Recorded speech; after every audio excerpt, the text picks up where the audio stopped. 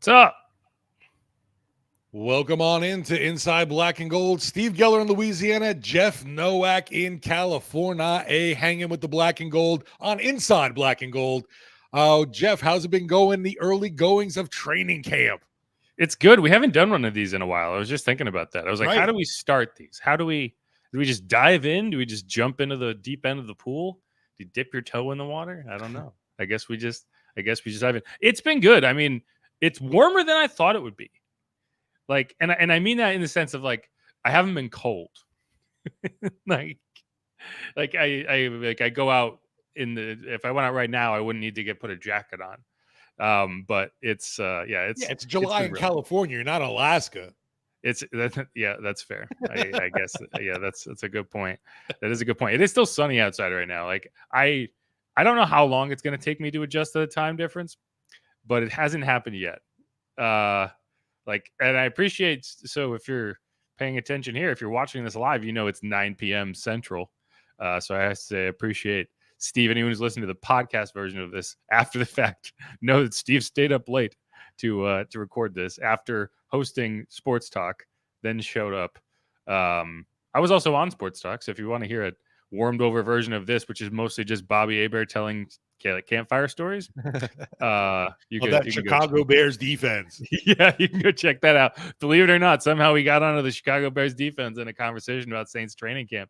But yeah, 2 days in, these first 2 days I find to be some of the most difficult days in terms of, you want to make observations, you want to make analysis about what's going on, but you just don't have enough information yet.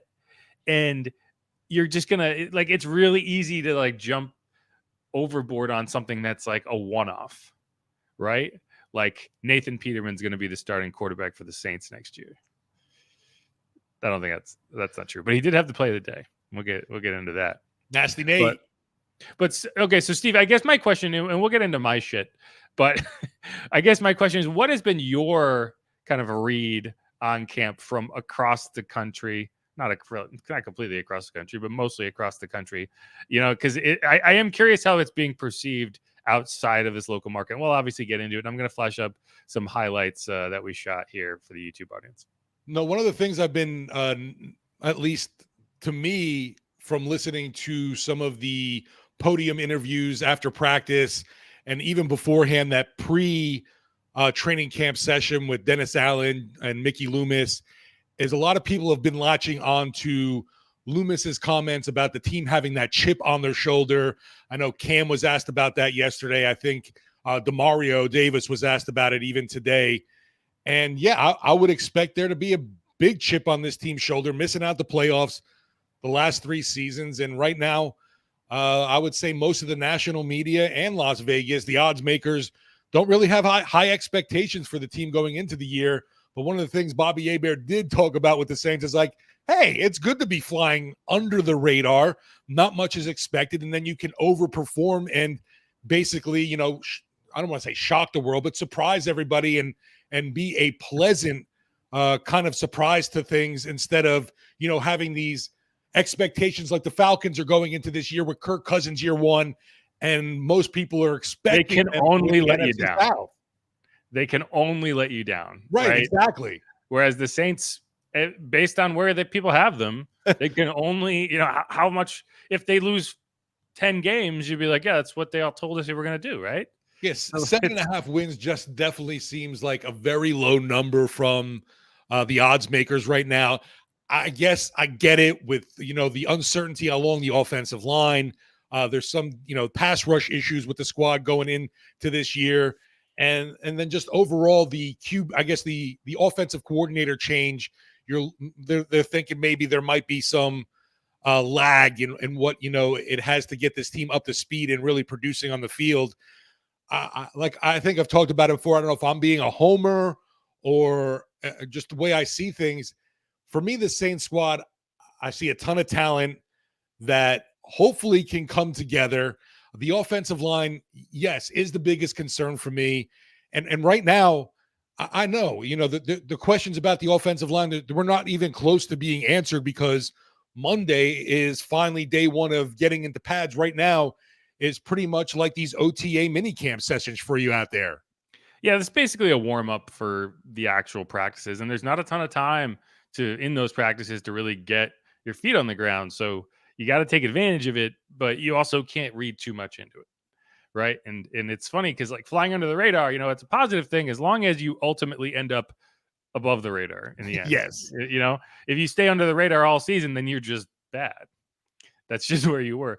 But we'll get into that. So this first segment, I want to kind of hit a rundown. We're going to just throw some news at you, some notes from what we've observed or what I've observed on these first 2 days. Second segment, I want to get into 5 things I think, which again, it's all, you're for a lot of things right now, you're just like, this looks that way. Is it going to stay that way? Like, for instance, I have not seen a single rep of nickel defense in team drills. And one of the big things we wanted to watch was, okay, how does Alontae Taylor look in the slot? Right. How does Kool-Aid McKinstry look in the slot? Well, when there's no slot corner on the field, it's hard to make a determination about whether either of those guys has improved or is going to look well in the slot. So that's the type of stuff we'll talk about. Segment 3, I want to get into a live mailbag. I know it's late, so hopefully we get enough comments in there. If you're watching, I think we got a late night crowd. We'll see. If you're watching, throw your comments in the feed, and we'll get to as many as we can in the back end. Let us know what you think of training camp so far, what you're hoping to see. And again, we will get into that. But all right, let's kind of get into a rundown here. First things first, no surprise with the absences on day one. We talked about this. I posted a podcast beforehand. Juwan Johnson, Nephi Sewell, Tano Passanio, all on PUP, all absent. I did see Nephi Sewell out there today working with trainers kind of on the secondary field. It's not even really true. So the way it's set up, you have a main field, and you can kind of see it in the clips package. You have a main field and then a secondary field. So when the first team offense is on one side, the second team offense is usually on the other side, kind of getting stuff done. And then there's like space behind the fields, and that's where Nephi was getting in some work with trainers. Now, he looks a long way off, right? It's good to see him out there. He's recovering from that ACL in week 17, but we're talking about light jogging, right? Very minimal, no cutting, anything like that. So he's definitely not a guy I would anticipate that we see anytime soon, but he's working back, right? Chase Young was out there. I've been impressed with what I've seen. Again, we have not seen a ton, but he's moving well. He's a big dude. Like, he's a big dude. It's hard to even drive that point home. And when you see him next to one video you had posted, you compare, like, he just looks big even next to the other offensive and defensive linemen. Right. You think he's a big dude, and you're standing next to normal people, and then you put him next to our defensive linemen, you're like, oh, he's still massive even compared to them. So it's going to be interesting to see at what point he starts to work into team drills, right? He's dealing with that neck. It doesn't seem like there's any limitations. So I'd like to think that it happens soon, but they're going to be careful with him. So we'll go into that. Now, there are a couple other elements. Kendre Miller, definitely not gaining any new fans in the room right now, because it doesn't even sound like Dennis Allen is a fan right now. No, that's what I'm talking about. Dennis Allen came out. So Kendre Miller pulled his hamstring on the first set of individual drills on the first day of practice, right?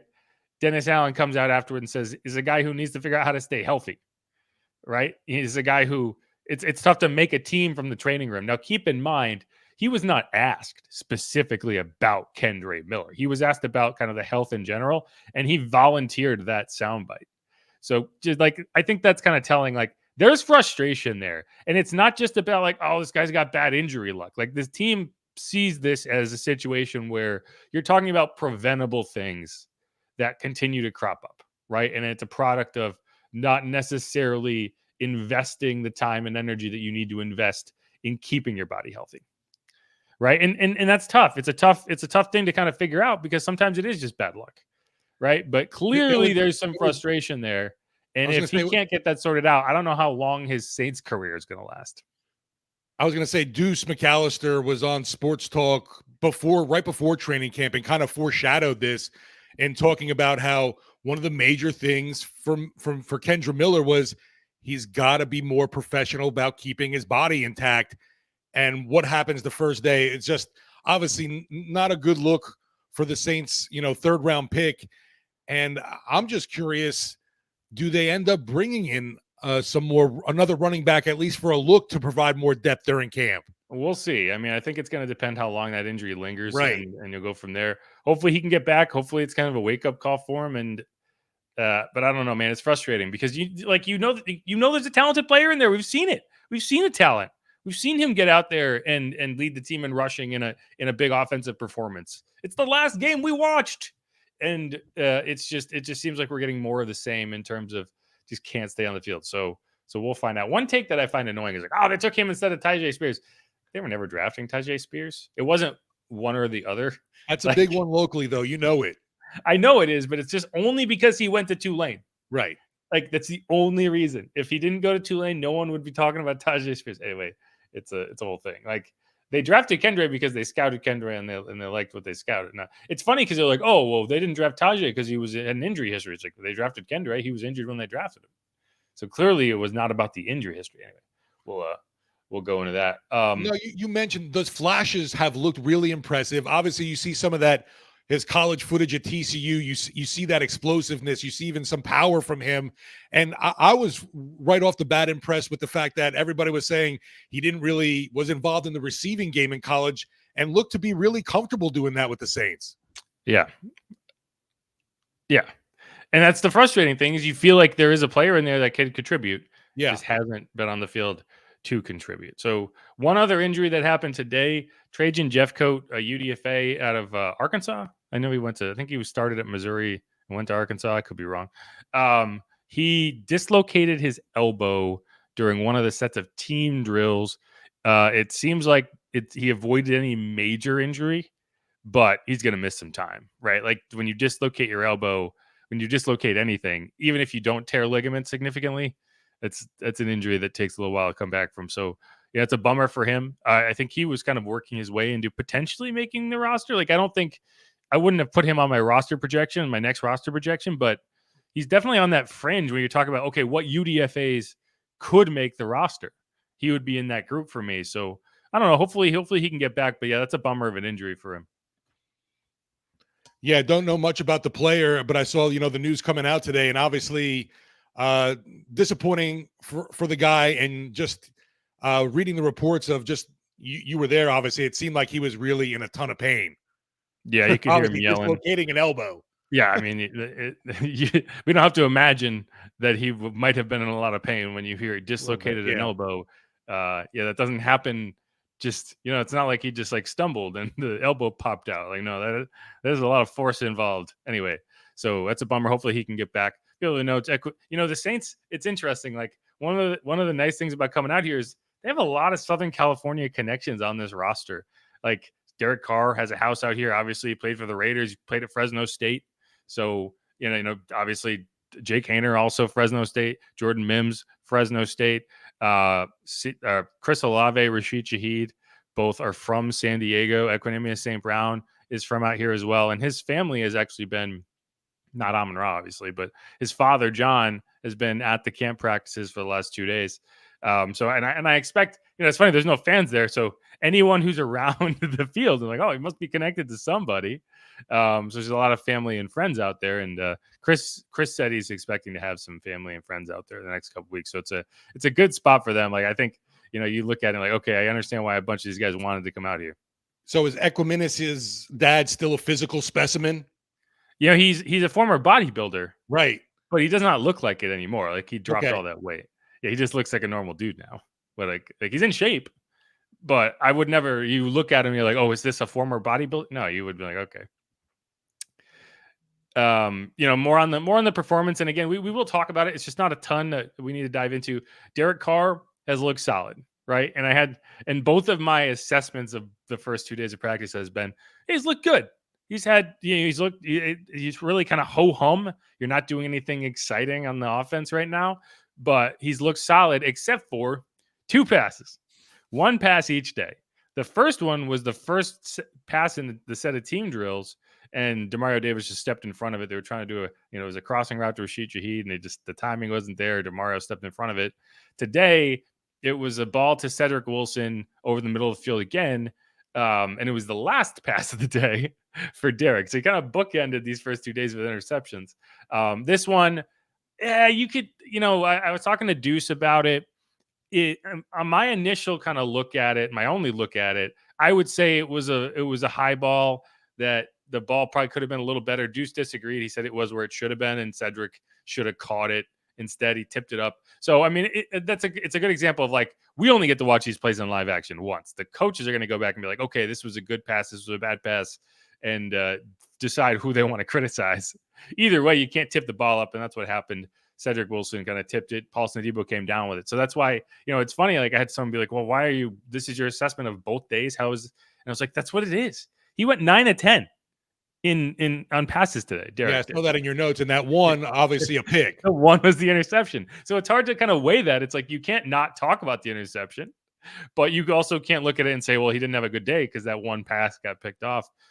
DA talked about the interceptions, and he made a good point, which is at this point, particularly in a new offense, a lot of it is just trying to figure out what you can do, like where you can fit balls in, where you can get a little more aggressive, where you have to kind of take a step back, and this is the process where you start to feel it out. Like, not throwing interceptions because you just didn't take any chances and didn't figure those things out isn't necessarily a positive either. So, I think as a kind of media core, we look for stuff to report. And so we report the interceptions and we talk about the interceptions. Sure. But a lot of times it's like, it's not at that on its face. Like, that's why, we talked about this. I hate camp stats because they're so just bland and vague, and they miss the point by so much. But yeah, Derek's looked good. Where I've been a little disappointed is the backup quarterbacks, and they got plenty of time. Right there, right. They got plenty of time. Both these guys, I wouldn't say like, oh my gosh, we're in panic mode. But I don't know if either kind of put the foot forward that they would have hoped to. Particularly Jake. I was hoping to see Jake come out and really kind of put his stamp on things. And I don't know if he has. He had an interception today to Rod Teamer. He was trying to hit Bub Means on kind of a skinny post, and Rod just stepped in front of it. It was a really nice play by Rod.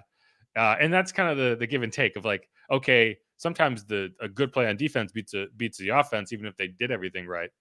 But yeah, so he missed both of his attempts on team drills today. He completed, I think, 1 or 2 in 7-on-7s.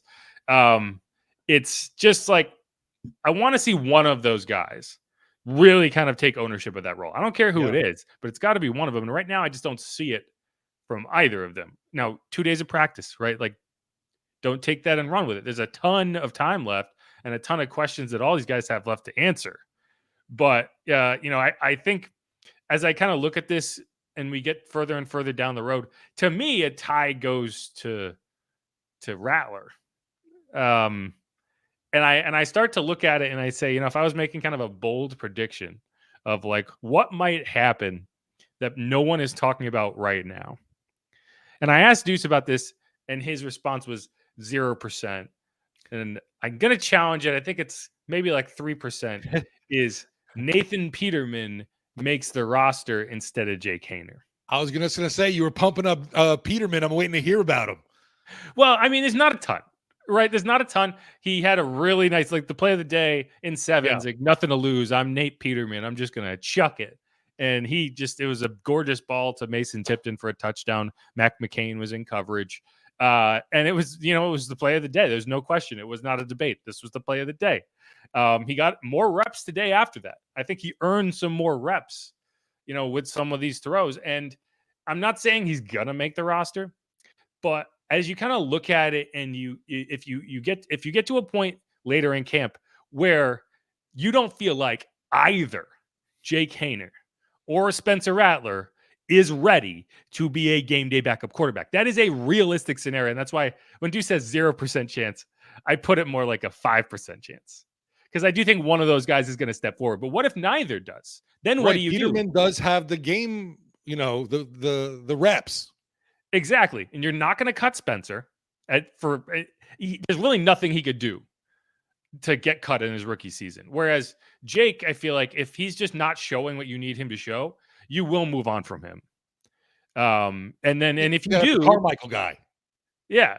So I don't know. Like, if I'm making a bold prediction of like what's an off the wall thing that no one is talking about right now, it's that Nate Peterman ends up being your backup quarterback. You keep Spencer Rattler and you move on from Jake. But yeah, we're way far from that. I don't even know if I should be bringing I it up don't even right think now. that's honestly that crazy of a notion either. But they have Nate here for a reason, right? And if you get to week 1 and you're like, I want to have a backup that I feel confident can go in and run the offense and is not going to just destroy their own confidence because they're not ready. Right. I could see that happening. Anyway, that's neither here nor there. The one other guy that I want to talk about that I kind of dismissed prior to training camp, and I do want to give a little credit. Matt Hayball looked really impressive today. This was the first time in camp we saw him kind of unleash some punts, and he's got a leg, man. He's got a leg, and he can kick all the different punts. Like we saw the helicopter punt, we saw the spiral punt, we saw the end over end punt. He had one that I think had to go at least 60 yards. Jermaine Jackson was back there and he didn't catch up to it. It went over his head and bounced. Wow. Because so he's got a leg. He's got a cannon leg. Now he did have a shank too. And I think that's kind of the give and take. Is like, okay, do you want to go with a rookie? But you can see the skill set. I still think it's Headley's job, but I can see a scenario where Hayball pushes him. And I don't know. It was kind of an eye-opening performance from him today because we really haven't seen a ton of like actual punt return situations through OTAs and minicamp. But that's my last like little observation here from the top. I was going to ask you, the first 2 days, have there been any of seeing more of the new kickoff being worked in effect? A little bit. We haven't really seen the full kickoff. We saw kind of the individual, like they'll work on segments of it. Like today they had one returner back instead of two. And it was really kind of training the inside. I don't even know what you'd call them. There's got to be names for these positions, but it's not the gunners would be on the outside, but the two guys on the inside and how you kind of angle when the returner is coming up the middle, right? And so that was what they worked on. I wouldn't say it was the full kickoff. Okay. You kind of just saw like I think there's going to be an open competition to see who's going to be that other returner next to Rashid. You got Jamal Williams, right? James Robinson. I almost said Tony Robinson. I always thought you were going to say Tony Jones. I'm like, no, he's way gone. Yeah. Mason Tipton was back there. I think Kool-Aid McKinstry was back there. I wrote it down, but it's all the usual suspects. Taysom Hill, like they're gonna try people out, and we're gonna see how that goes. But yeah, they're gonna spend a lot of time on it.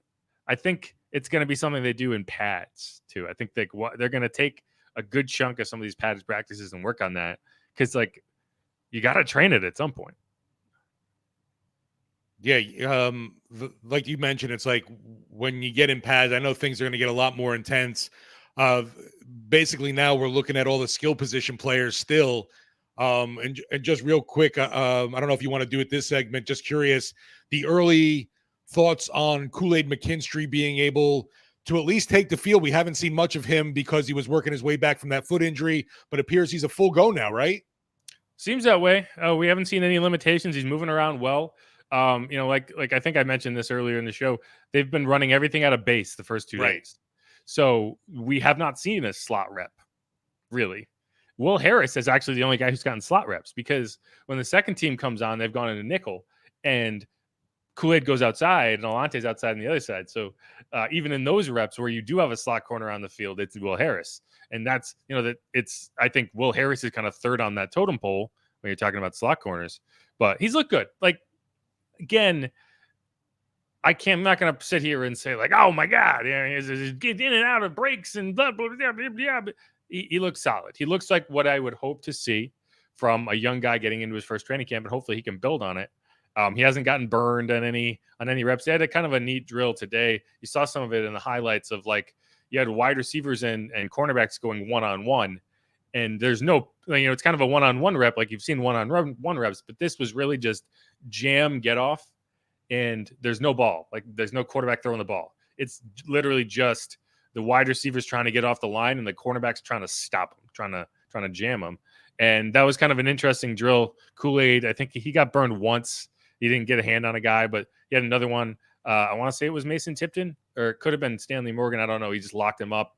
And so that was kind of a fun, and you could really see the difference in terms of Chris Olave, Rashid Shaheed, and the footwork that they have and what they're able to do at the line of scrimmage, you're not going to see a lot of press coverage on those guys. But if they get it, they got to burn it. So I did think that was a good look. Like safeties are up there too. You can't overreact to a safety getting burned in something they're never going to do. But it's just kind of good reps, and I thought that was interesting. But we saw Kool-Aid in there a couple times. You look good. Good to hear. I'm just concerned, obviously, about him working his way back from the foot, and was hoping he'd be able to, take part in drills right away, just because we just saw him working off in the side during minicamp. Yep. No, that's definitely true. And it's good to see him out there. I'm interested to see if they find a way to get 4 cornerbacks on the field at one time. Yeah. Because I think that there is some interesting options that you could go to with Tyrann Mathieu as the lone safety, and then you have across the board Alontae, Kool-Aid, Paulson, and Marshawn. And you find a way, and especially later in a game if a team's trying to come back, where they're in pass mode, and you can get those cover corners on the field. But all right, let's wrap up that segment. We're gonna come back. We're gonna hit the 5 things I think after the break, and we're going to start back on the wide receivers because I got a lot to say. We're also going to hit that mailbag in the final segment. So you have comments, questions, make sure to throw them in there. Otherwise, stick around. This is Inside Black and Gold on location. Who dat?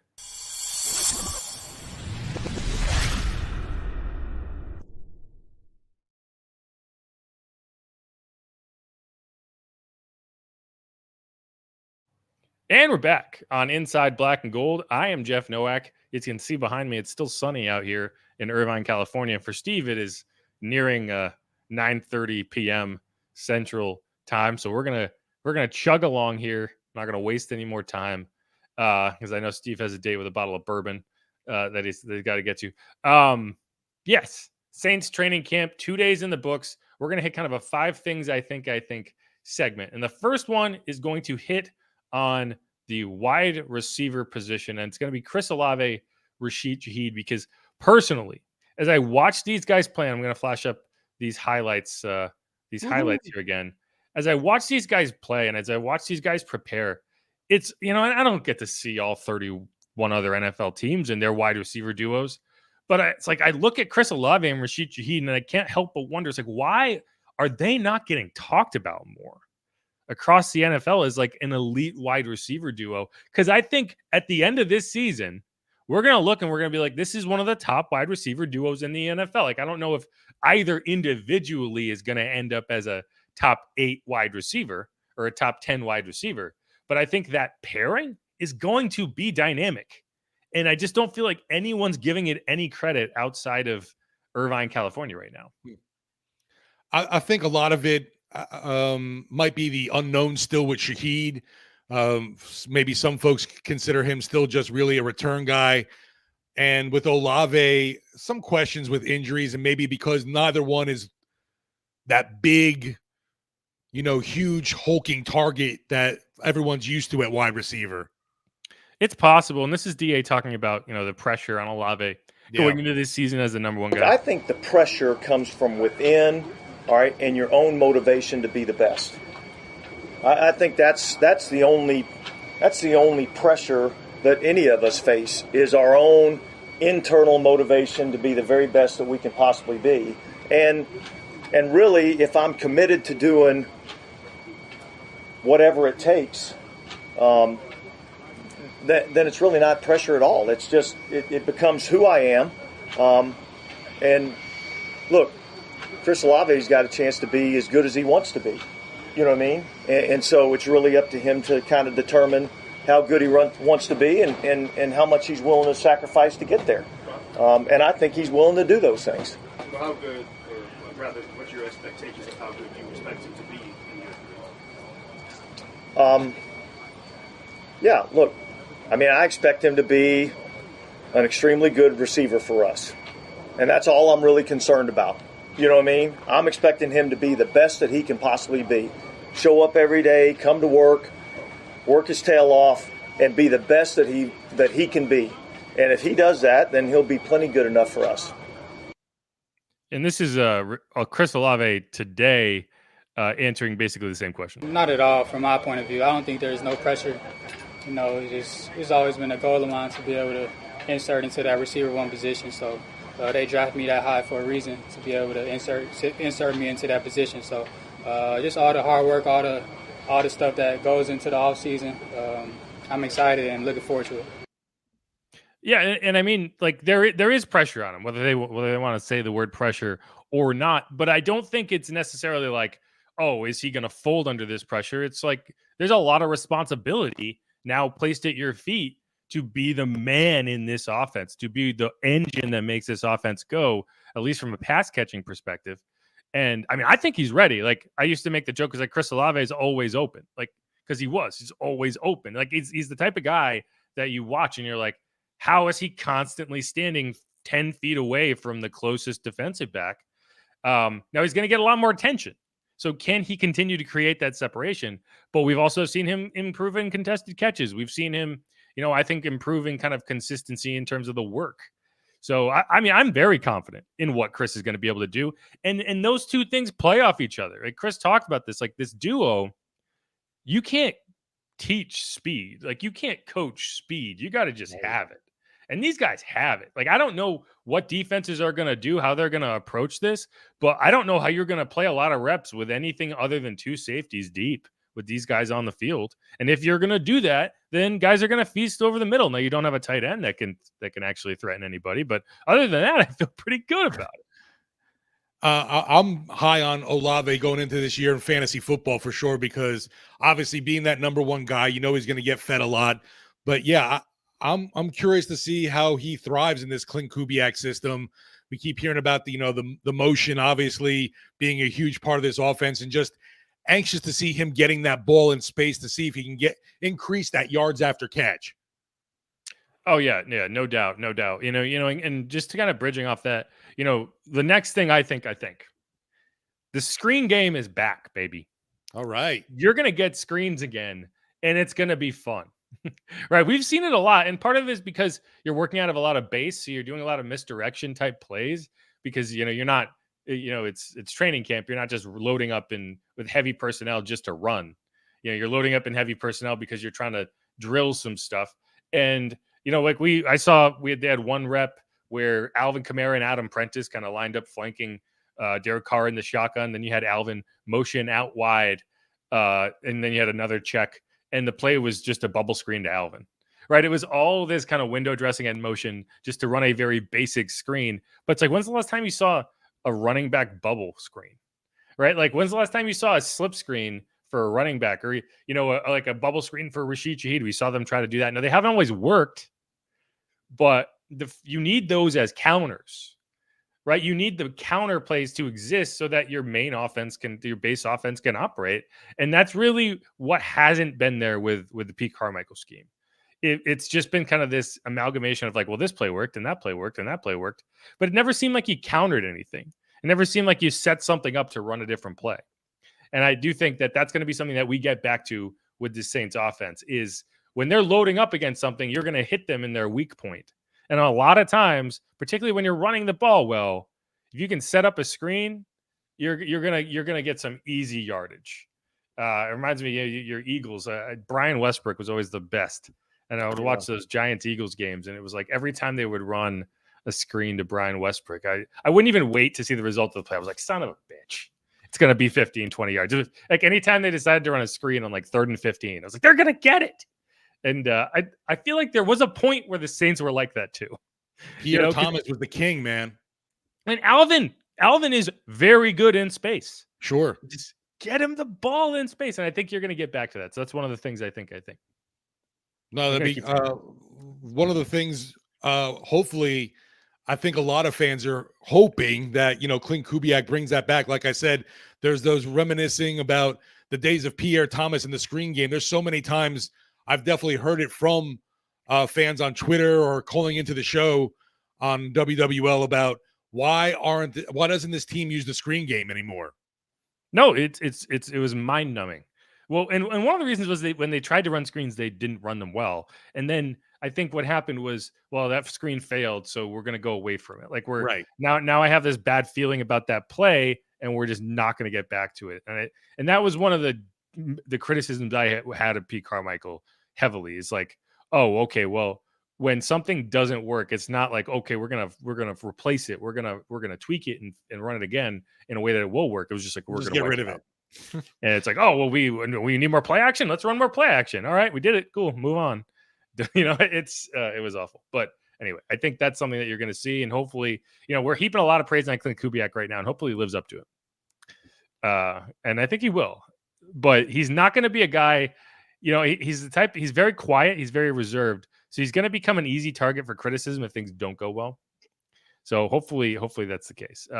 Switching sides to the defense for one thing here. Willie Gay is going to be on the field a lot. You're going to find ways to get him on the field. I think they're going to run, and I've been saying this, I think they're going to run a lot more base personnel in situations that in the past they've been running nickel. And that's going to take some of the emphasis off of that nickel corner spot. And because the new rage in offense is these tight, compressed, heavy formations, and you got to be able to match up with those because they're going to want to run out of it. And you got to be able to cover if you have your kind of run defenders on the field. And so, it's going to be interesting to see when teams isolate him, if he can hold up in coverage. But we've seen him move around already so much. He's got the speed to chase guys down to the edge. We saw that at least one time in today's practice. Like, they set up a screen and he chased it down across the field. He's going to be a guy that people enjoy watching, and he's going to get on the field. Now, what happens when teams come out in 11 or 5 wide? You can't keep him on the field. It's not like you can run base when the offense has the ability to take him off the field if they want, just by personnel alone. But and maybe he does beat out Pete Werner, but I'm projecting, like, even if he's your starting Sam, you're going to see him a lot more than you would have in the years past. No, it's very early, obviously, but that's one of the players I've definitely been reading a lot about so far at camp, that he's been turning a lot of heads already. Yeah, just a great athlete. It's fun to watch. He's an energy guy. Maybe he can be a juice boy. We haven't had a juice boy in a while. Kind of going back to some earlier news of the week for this next thing. Alvin Kamara is a enigmatic fellow in that you don't always know where he's at with everything, because he doesn't live his life on social media. And it is kind of disconcerting when someone just stands there and tells you the truth all the time. and it kind of flies in the face of, like, the word enigmatic, but it's like, I did not anticipate that he was going to show up and be like, I thought he was going to show up, but I did not think that he was going to be a full participant and, like, Right. Agree. And I've been so impressed with that, because he didn't have to do it. Right. And I think from a team perspective, you see, like, CeeDee Lamb is holding out, right? And these younger guys are holding out. Trent Williams is holding out, and they're trying to get a point across. And I don't know. Like, I appreciate the way Alvin's gone about it, because he's a football player. I'm going to play football. You should still pay me. Like, you should still do right by me, but I'm going to do my job. And I think as an organization, you should reward that. Like, I don't know what your plans were in terms of, are we going to sign him to an extension? Are we going to keep him around? I think there was an idea that maybe you could find a way to get that hometown discount type deal that you got with DeMario Davis, Tyrann Mathieu, and it just never developed. I think Alvin expected them to restructure his contract, and they didn't. But, like, one of the reasons Cowboys players hold out every year is because the Cowboys have set the precedent that if you hold out, you're going to get a bag. They did it with Zeke when he held out. They did it with Zach Martin when he held out. And they're going to do it for CeeDee Lamb. CeeDee Lamb's going to get his money. Absolutely. And so that's the situation I don't want to be in. I don't want players to feel like, I'm going to hold out and you're going to pay me.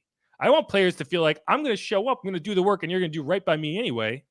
And so, like, I almost think that, he could have forced their hand a little bit more than he has, but the way he's handling it, I think, is better for his case. And I think it's going to be what gets this deal done, because it's like, you want those players as part of your organization. Now, there's a question of the workload of what he can still handle, of whether his body has broken down at all. He says it hasn't. The numbers would beg to differ. But, there's a scenario where you agree to something now, and this time next year, it would have been a lot more expensive, because he does have that career renaissance that, a lot of people feel like he might be able to have in this new scheme. So I don't know. Like I appreciate the way Alvin's handled this is kind of where I'm going. Because Alvin's one of my favorite players. He's always been one of my favorite players since he came into the league. And it's only partially because of what he does on the field. Now he's obviously had issues off the field and he's handled those as well. But from a team perspective, from like a locker room perspective, it's hard to find any negative things to say about him. No, like you mentioned, he's always a fantastic interview. Going to get some great quotes out of him. Tells you what's on his mind. There's no holding back. I was with you. I thought, yeah, he's going to show up to not get fined, but he's not going to be taking part, kind of like the old hold in we talked about what C.J. Gardner-Johnson did. Yeah. And, yeah, you mentioned plenty of players right now holding out of camps, and that's not a case from one of your big stars. And with the issue right now with Kendra Miller, you could imagine he could be a real douche about things, and he's not. And you totally much respect to Alvin Kamara. Definitely a guy you root for as a fan. Yeah, I am a fan of Alvin Kamara, even though, you're in the media covering a team. A guy you appreciate, like I said, personality, but also what he's able to do on the field. He's still one of the best, if not the best, offensive player out there. Yeah, and again, from a front office perspective, right? Like you don't want to be in the situation the Cowboys are in right now. How do you avoid that? By rewarding players for doing it the right way. Well, and as we're recording this too, happy birthday, AK. Today's his birthday. It is his birthday. 29 years young. Yeah. And he says he does not have aging running back body syndrome. I thought that was great. Which I don't know. We got to come up with a better acronym. He did say that, whatever was responsible for his down years, he takes, responsibility and all, but he's like, there were other circumstances. So I'm guessing he means the offensive line. Well, he also had a bite, and I wish I had it. He basically said, like, people don't get fired for no reason. Yeah, which like, okay. Because he was like, yeah, stuff would be a problem and no one would say anything. We go to the next week and no one would say anything, and then it would continue to be a problem. And they'd be like, well, what happened? Like, well, what do you think happened? Yeah. Anyway, one final thing there, and this is easy to say. We always hype. It's easy. This is a hype season. This is hopeless optimism season. But I do think, there's a different attitude around this team this year. We kind of got into it a little bit with the chip on the shoulder stuff, right? Like, This team feels like they're being overlooked, and they should. But there's also just this idea of like, we figured it out. Like we found the issues last year. We've fixed them. We've got a new offense in place. We feel like it's going to work. We've added players at key positions. We still have these veterans here. Demario Davis should still be able to play at the top of his field. Cam Jordan feels like he's going to be able to come back, and there's belief in there. And it kind of goes back to that comment from Amon-Ra St. Brown that we talked about in a previous podcast. Equinemius St. Brown was off of, obviously, on that podcast, and Amon-Ra said no one in the Saints locker room believes they could win a Super Bowl. And Cam made a point to push back on that, because it's like, I wouldn't be playing if I didn't believe we were going to win a Super Bowl. Like, of course I believe that we can win a Super Bowl. That's the goal. Now, you got to set goals on the way to that goal. But, like, that's what the plan is. And I don't know, like, and whether you think that's reasonable or not, whether you think that's likely. The fact is, like, this team is not just going out there and saying, well, maybe I guess we're going to lose. No, like, this team believes it has the pieces in place to win. Like, Demario Davis is out there telling you straight up. It was like, he basically said today, it was like, yeah, a lot of people don't have faith in Derek Carr or Dennis Allen. Well, I do. And you have faith in me. And I'm telling you that these are the right guys. So what to do with that, what you will. I just think from a leadership perspective, from I don't want to say continuity, because that's not the word, from a cohesiveness perspective, I just think everything's on the right page right now. No, that bought-in factor is huge. Right. They're bought in.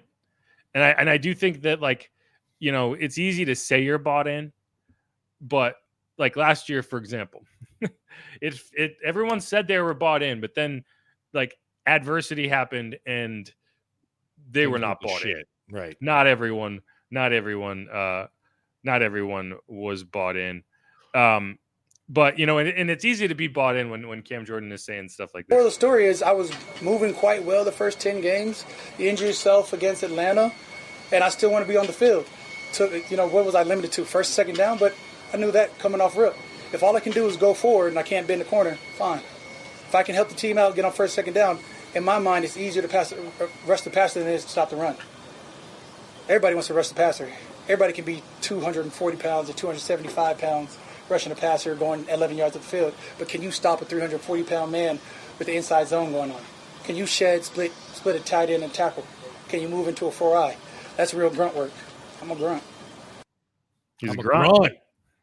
He's a grunt. And, he also talked about, since the Minnesota play, he's been kind of like, we got to do this now.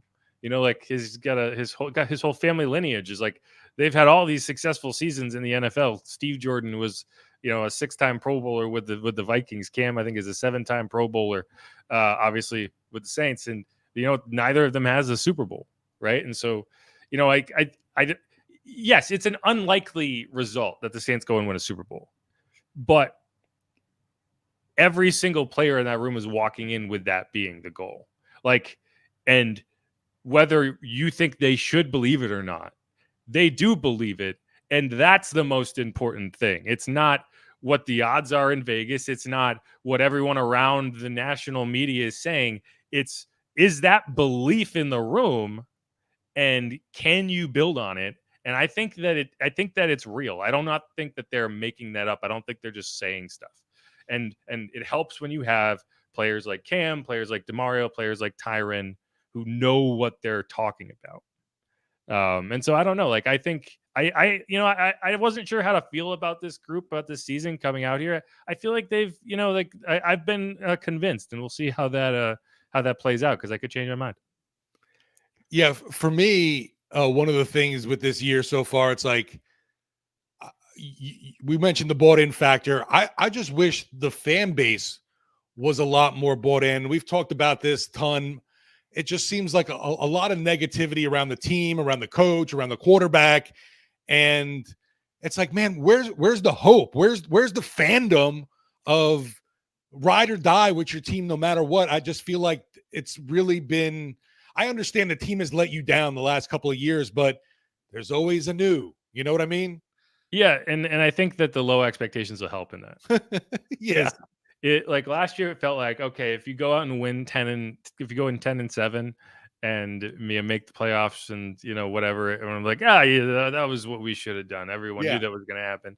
This year, if you go out and you win 10-11 games, it's going to be like, wow, second lining. Yeah. I'm happy about this anyway. So we'll see. But either way, we're going to learn a lot more about this team over the next 3 weeks, and we'll see how that goes. And hopefully it's not all just lip service, but that's the last thing. Anything else you want to hit before we move on?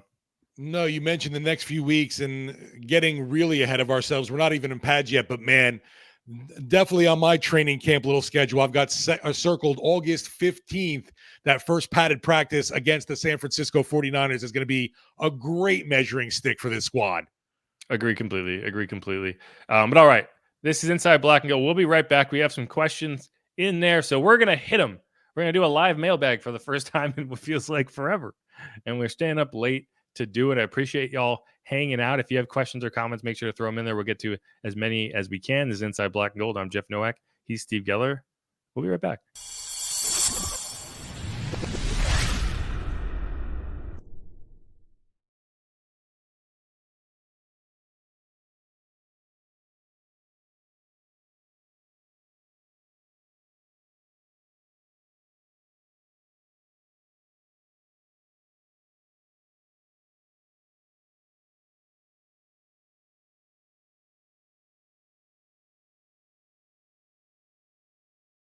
And we are back on Inside Black and Gold. This is our first official training camp is actually going on podcast.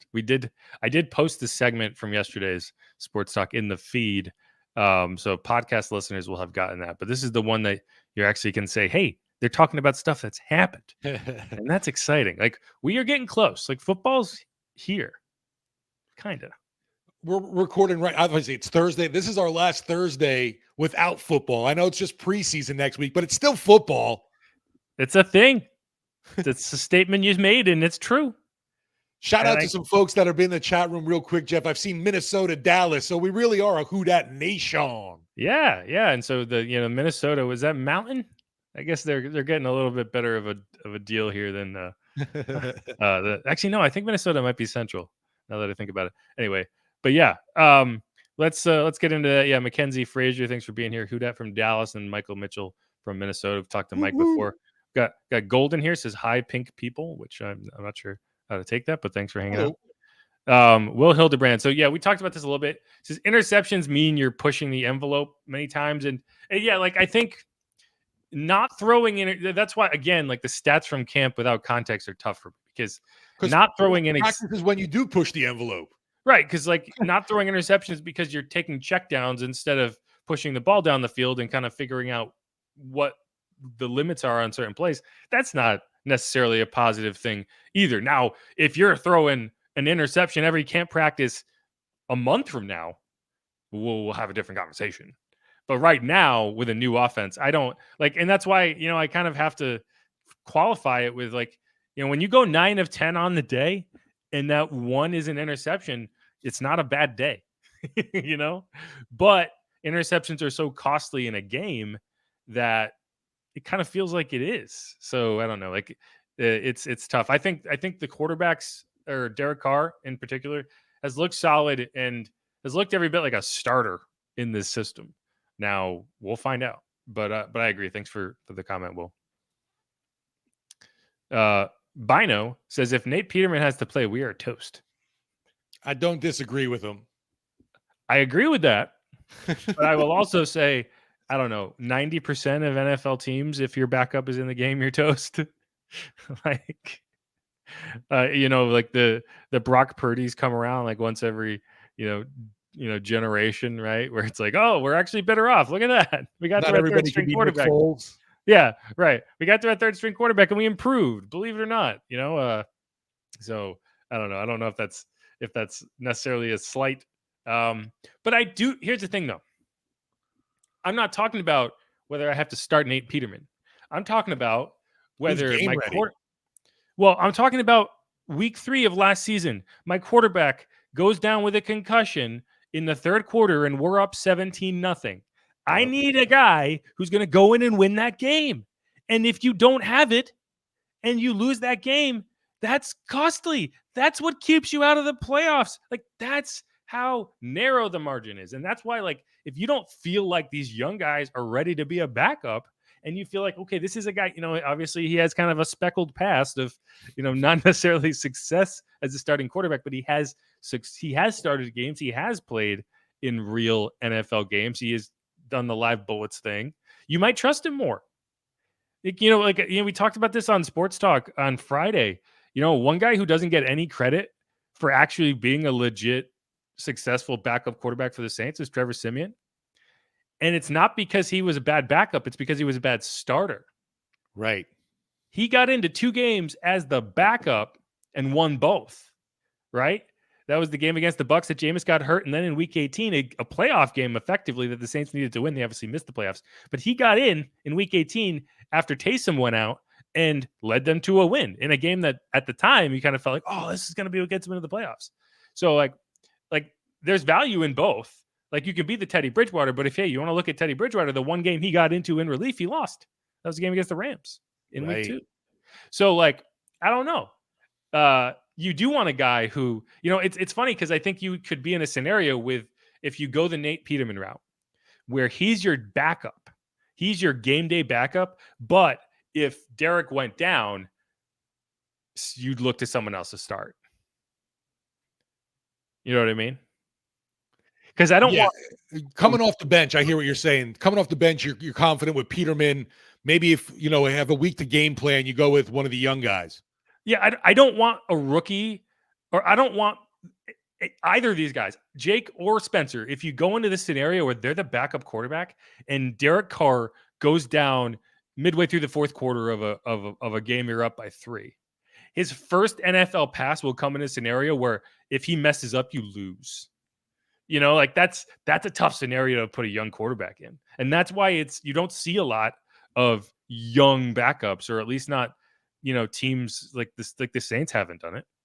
So I don't know. Like that's the only reason I look at it. Cause and it's like, you want to look at Jake as the veteran. He hasn't thrown an NFL pass either, at least not in a regular season game. So I don't know. I think it's interesting, but I don't know why I've decided to start the Nathan Peterman agenda, but it at least justifies the name of my tweet about this podcast. I guess because he had that show stop and pass today. It was a showstopper. Oh, it was pretty. It's nice. I have this habit of, like, when there's a ball in the air, he's got it. And I'm only right like 50% of the time. It's like when someone like jacks up a three, and I'm like, money, and then it clanks off the side of the backboard. Like, oh, but I was like, he's got it, and then he caught it. I was like, yeah, I got that one. Look at me. Anyway, I get bored. Brian Cavett says, when does Loomis regret drafting Miller over Spears? There it is. Again, it's like people talk about this like it was one or the other. Like they were trying to decide, and like, we want this guy over this. I don't think the Saints were looking at Tajay Spears, guys. Now you can say that's wrong, but it's like, I don't know. Like, people have decided because Tajay went to Tulane that they were going to draft him if they didn't draft Kendre Miller. It's like, no, they drafted Kendre Miller because they scouted Kendre Miller and they like Kendre Miller. Now, we hopefully will be having a different conversation about Kendre Miller this time next year, but I don't know. Yeah, there probably is a little bit of regret. Let's be real. With this argument, it's hard to bring up, well, Spears was coming off a serious injury. Well, that's still the case with Kendre Miller too. They still took a chance on him too. And right now, not so great on that, front, but I mean, man, we've mentioned it. There's been the glimpses, and hopefully this latest incident can light a fire. But man, oh man, I was just really disheartening to see DA so upset about it already. Yeah, it's telling. It's telling of the level of frustration. Michael Mitchell says, which I agree. Like, I don't think Spears was on the radar. Like, I really don't. He doesn't really fit the prototype that they look for. He's not the type of runner that they typically go for. Anyway, like, and I love Tajay Spears. I just, from the jump, I was like, I don't think they're going to draft Tajay Spears. All right, a couple more. Brian Cavett says, why? Because Olave falls down if anyone's within 2 yards of him, i.e. no run after catch, and Shaheed is a UDFA. Well, I'm not sure what you're trying to say here. Shaheed, they just extended him, so he's not going to. Oh, he's a UDFA. Well, you were talking about why aren't people talking about this duo? Oh yeah, you're right. Yeah, good catch. I guess I should like pay attention to my own questions that I'm asking. Yeah, no, I mean, I understand what you're saying, but that's just a lack of foresight. That's a lack of paying attention. Because yeah, I agree. Like, people are overlooking Rashid Shaheed, but they shouldn't. Like, you look at the players that have that put up the numbers that he did, and most of them are on big contracts. Like, you're talking about like a Kendrick Bourne who's making more money than Rashid Shaheed will be next year. And in the whole goes down without contact thing, I don't know. I think Olave is more valuable in the game than he is, fighting for an extra 2 yards all the time and, getting hit and taking a beating and whatever. The yak needs to come through scheme. You have to get him in a position where he can get into space. Now, if he catches the ball and looks up and there's 3 defenders in front of him, yeah, go down. Unless there's a first down that you're fighting for, or you're trying to get out of bounds to stop the clock, get the fuck down. Live to fight another day. Right. Like, there's a difference between getting yak because you're good in space and you're good at creating yards after catch, and just being foolish, right? And not understanding that you're, a wide receiver who is not trying to take those hits. So, but I agree. Like, there were points last year where I thought Chris probably could have turned up field and he ducked out of bounds. I think the Colts game was a good example of that.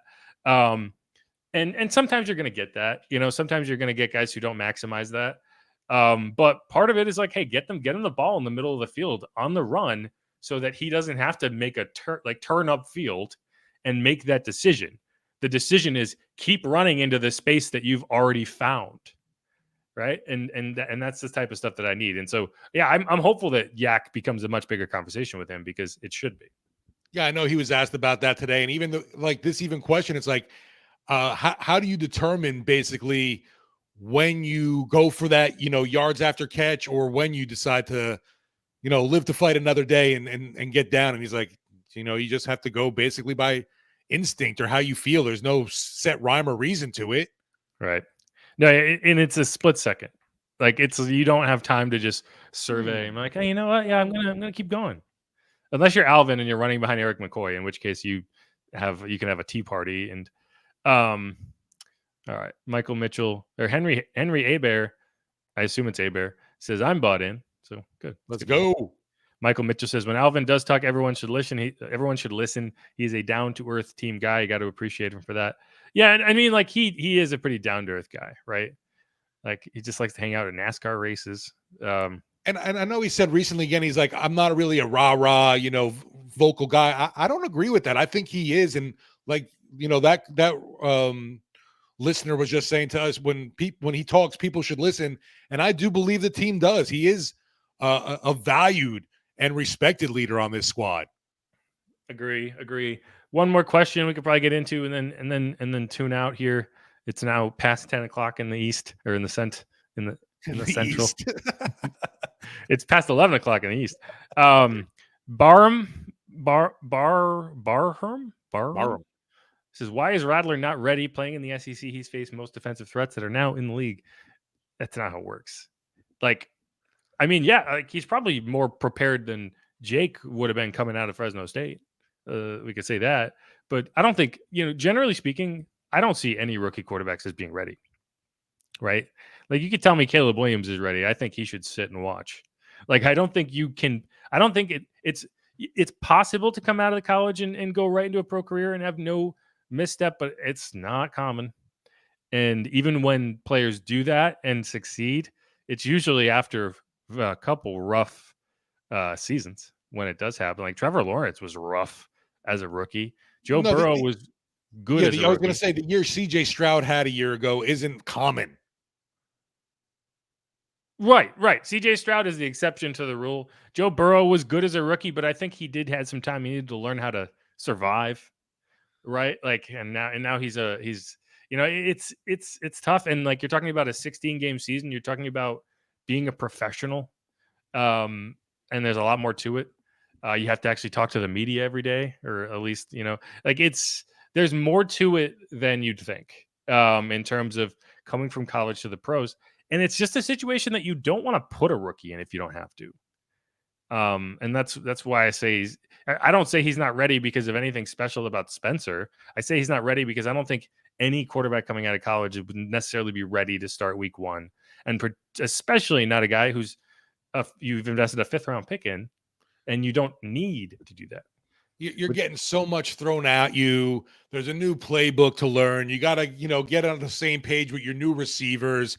There's these bigger, faster, stronger guys now coming after you. Yeah, get better. I mean, there's so many factors to it for sure. Improve. Like there's no college player coming out that isn't going to improve in terms of like from college to the pros. Right? Like there's always room to get better. And in most cases, that's going to benefit you as a quarterback. Now, guys like Caleb Williams, there's never going to be that luxury. When you're a top 5 pick, you're almost never going to get that runway. That's the wrong approach, in my opinion. So if you're wondering why I have that opinion, it's because that's how I've always felt. I don't think any rookie quarterback should be starting week one. Yeah, even mentioned with Rattler ready. I don't know if Hayner's ready. Yeah, right. And we've talked about that. That's why it's Nate's world, and we're just living in it. Get on the Peterman. KD says, what the hell? Oh, wait, you're in Cali. Yeah, that's why we're live at 10 p.m. It looks like it finally got a little darker outside your window there. Yeah, no, it's a good point. Like even something as simple as like getting the calls in your helmet as opposed to the signals from the sideline, right? Like there's so much different that happens at the NFL level. The schemes are more complex. Calling protections, audibling, learning, there's just a lot to pick up in a abbreviated offseason too. Like you're not getting the full offseason, right? Like you're getting everything post-draft. You're moving, you're getting, like you have a rookie mini camp, then you have OTAs, and you have mini camp. He's effectively had like a month's worth of NFL time to do this. And so it's tough. It's a good point. I appreciate that comment. But yeah, so, and it's like, again, Spencer's not getting cut. He has that luxury of being a rookie and having that time to learn. We'll see. But either way, I gotta practice tomorrow, and I gotta practice the day after that. And I'll make more opinions. Who knows? You know what? We could be wrong too. And come preseason game, Rattler's out there lighting it up, and everyone's clamoring for him to be QB1. Yeah, the preseason games are going to be important for Spence. They are, and in part because it's probably going to be the only passes he throws in a game this year.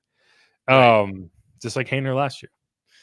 But we'll see. I like what our last comment Ron here says about the team believes in itself. Last year was a divided team, and I really felt that at the end. And I'm sorry for all you Jameis fans out there. I felt like he was one of the guys that helped that divide.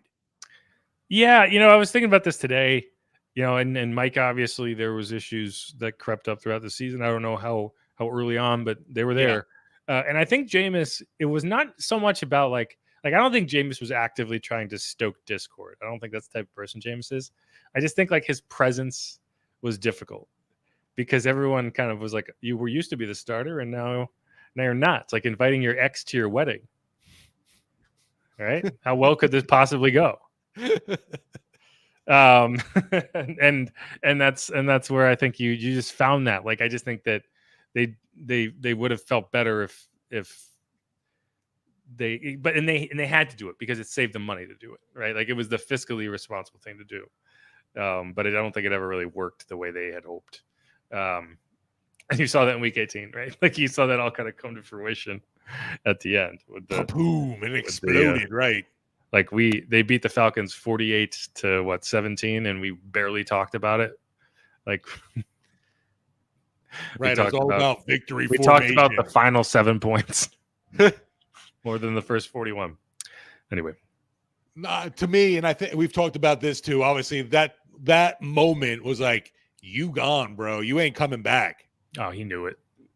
Right, and that's exactly why he did it too. The second he handed that ball off, he was like, "All right, I guess." Yeah.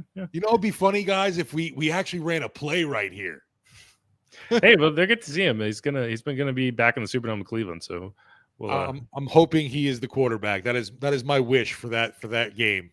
Yeah, I don't usually sit here and say like, "Oh man, hopefully this starting quarterback isn't there for a game," because that would mean an injury. But Deshaun Watson hasn't exactly earned my karmic blessing. So I would prefer to see Jameis. We'll see. Yeah, that'd be fun. It'd be fun. But all right, let's wrap up this podcast. This has been a live episode of Inside Black and Gold from this swanky hotel room in Irvine, California. I told you we've had people on the line. We got late night black and gold maniacs. We do. Everyone hung out. I really do appreciate that because Steve can attest. Like I was like, should we even do it? Like, is it going to be like 3 people? And but no, we got you weirdos who like to hang out with us at 10 o'clock. And I appreciate that. I say that in the most the kindest of ways. Right, because we're the weirdos up with you. So right.